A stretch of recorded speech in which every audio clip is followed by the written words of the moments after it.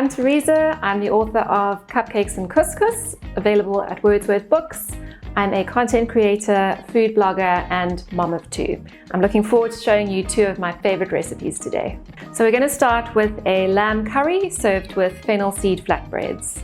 So we're going to start off by making our flatbreads, just a basic flour and milk dough.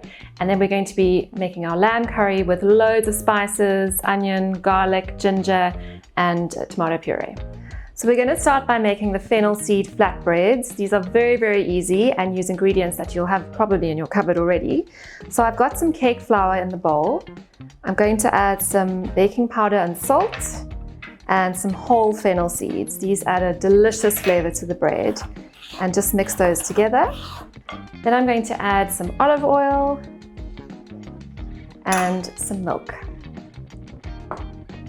And we're going to stir that into a dough. You can definitely substitute the milk. So if you wanted to add something like a coconut milk for a vegan flatbread, or if you were lactose intolerant, that would work really well. I've done that before. So you're going to keep mixing until it comes together into a dough. That's looking good. Okay, so our dough has come together nicely. I'm going to cover that and let it rest while I start the curry. So we're going to be using lamb neck today and lamb knuckles, and I'm going to season with a bit of salt and pepper before it goes into the pot. We're using quite a large variety today. We've got garlic and ginger, and then we've got cumin, coriander, garam masala, paprika, turmeric, cardamom, and cayenne pepper. So quite a big collection, but it's going to taste really, really good.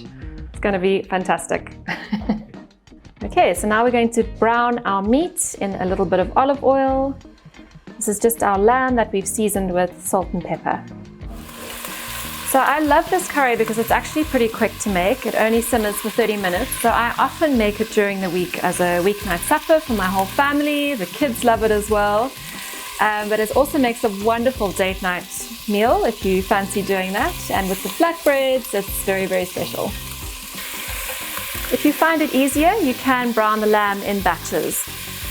This is definitely something that anyone can make. There's no technical skills required. You're just putting everything in the pot, mixing it together and letting it simmer, so anyone can make this. I'll do the second batch quickly.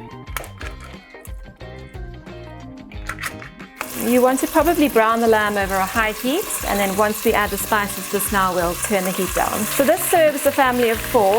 For 4 of us at home, it's more than enough, and there's usually leftovers for lunch the next day. So it would definitely work for a family. Very often, if we have friends over for lunch or a bride, then I'll test some of my new recipes and ask them to give me feedback. So finding people to taste things is not usually a problem. I have a very sweet tooth, but funnily enough, the savory recipes are actually my favorites in the book. I absolutely love the potato bake with parmesan and bacon crumble. It's incredible. The moussaka is absolutely delicious. And if I had to choose a sweet recipe, I would say probably the lemon tart. I love anything citrusy. So yeah, if I had to choose, I would say those are my favorites. There we go, all done.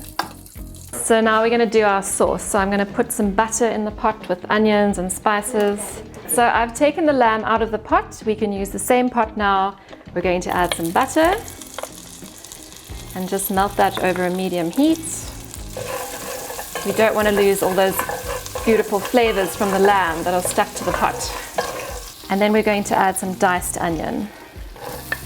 You can substitute, I like white in this recipe, but if red is the only thing you have in your pantry, that's absolutely fine, throw it in. And we're going to let those cook over a medium heat for a few minutes just to soften. So we're using lots of delicious flavors in this curry. We've got fresh garlic and ginger. We also have garam masala, turmeric, cumin, cayenne pepper, coriander, paprika, and ground cardamom. But I always encourage people to play with their food. For example, I've only added a little bit of cayenne pepper to this curry, but if you liked it really hot, you could definitely add more. If there was a particular spice that you really enjoyed, you could definitely play around with it. So have fun, play with your food. I've just given the measurements just as a guideline for people who've never made curry before, who aren't quite sure how much to add. So our onions are beautiful and soft. I'm going to add all of our spices into the pot. And we're going to let these cook for about a minute just to start releasing their flavors. Okay, so now we're going to add some stock into the pot. You can add lamb stock or chicken stock. Also going to add some tomato puree. Give that a mix. And then our lamb is going to go back into the pot. There we go. So pop that all in, and you can let that simmer for approximately 30 minutes until the sauce thickens. So while the curry is simmering, we're going to move on to our flatbreads. Our dough has been resting, it's nice and soft, and we can roll these out. I'm going to divide the dough into 8 equal portions, and you can just eyeball it, it doesn't have to be exact. And you're going to just roll them into little balls.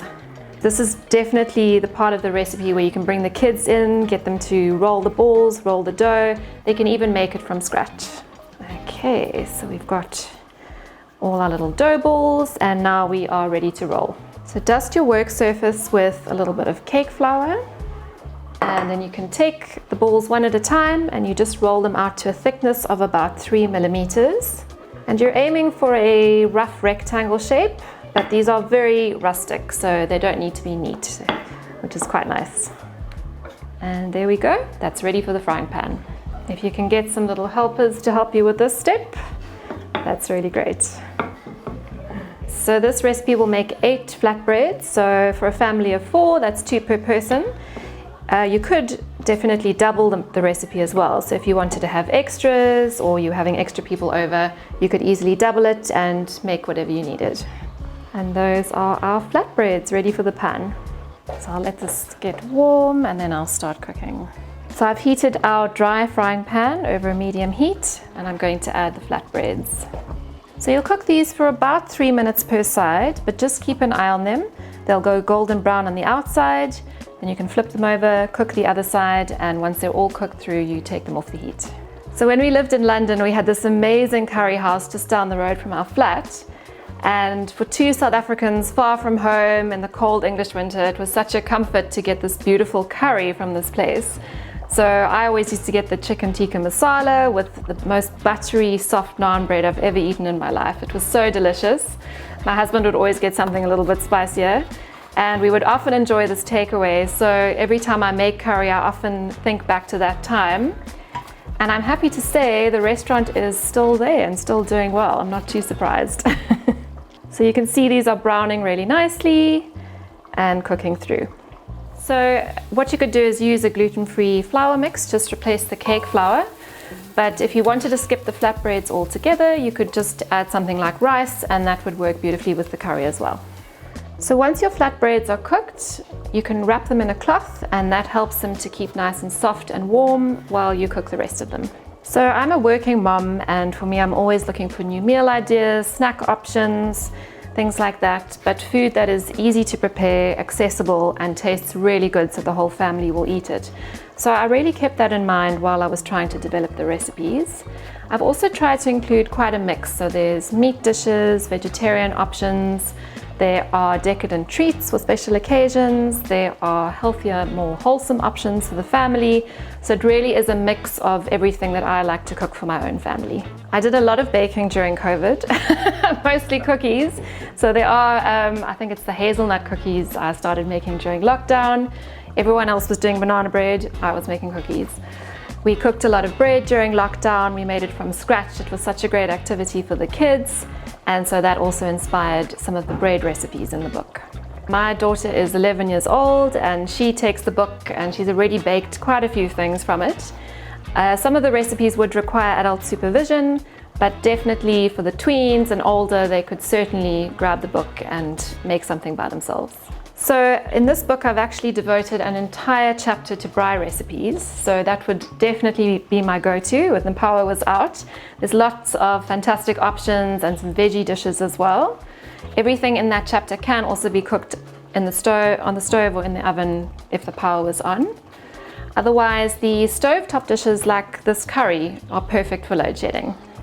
There's another great recipe I saw in your book. It's called a 10-shade garlic bread, which myself and my colleague absolutely loves. Tell us a little bit more about that. Is it quite an easy recipe to put together? It is. It looks a little bit complicated, but we have done step-by-step photographs to show you exactly how to assemble it. For us, a garlic bread at a braai is an absolute must, but I wanted to give it a little twist and do something different for the book. So we've added lots of cheese, we've added sun-dried tomatoes, and of course garlic. And then it's shaped into a star shape. It's really, really beautiful and easy for people to just break off, pull apart, and enjoy with their main meal. Sorry, I'm busy paging through your book. So, there's a rooster cook that you mentioned that you apparently had at a wedding. Yes, that's right. And they were dishing it up for basically serving it fresh on the fire. Tell us a bit more about that though, because that looks super interesting. It's such a delicious recipe, and it was definitely inspired by that wedding. You know how it is when you go to a wedding and you have the ceremony, and then you usually have to wait quite a long time for the photographs to happen and for the bride and groom to do their thing. And so it was such welcome sustenance when this fresh roaster cook came off the braai and we were all tucking in. So I definitely wanted to include it in the book. You can serve it as a starter with different side dishes or sauces, or you can have it with your main meal. It's so soft and beautiful, and I would definitely recommend trying that one at your next braai. So I just paged over to page 152, which I think is probably one of my favorites. After the sweet tooth. It's called Chocolate and Bubbly Mousse. Yes. And I'm very happy to see that you actually do put in sparkling wine. Tell me more about that though, because that looks amazing. That's a real decadent treat, and that's actually one of my favorite images in the book. It's absolutely beautiful. But if you're having a special occasion and you feel like a chocolate mousse, but something a little bit special, you can have this one, which includes sparkling wine. It just adds a little bit of depth of flavor. It's creamy, it's soft, it's just an absolutely beautiful dish that you can make. Good for celebrations. Our curry has been simmering for half an hour, so now I'm going to add a little bit of plain yogurt. Mix that all together. And don't forget at this point to check your seasoning as well.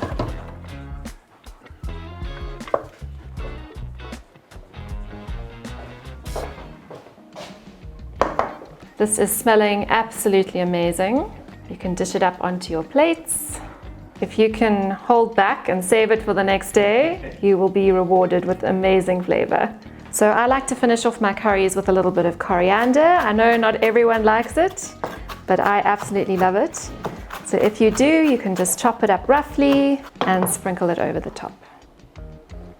Serve the curry with your fresh, warm flatbreads. These are great for mopping up all of that delicious sauce. And that's how you make the delicious lamb curry. It's in the supper chapter of the book, Cupcakes and Couscous, which is available at Wordsworth Books.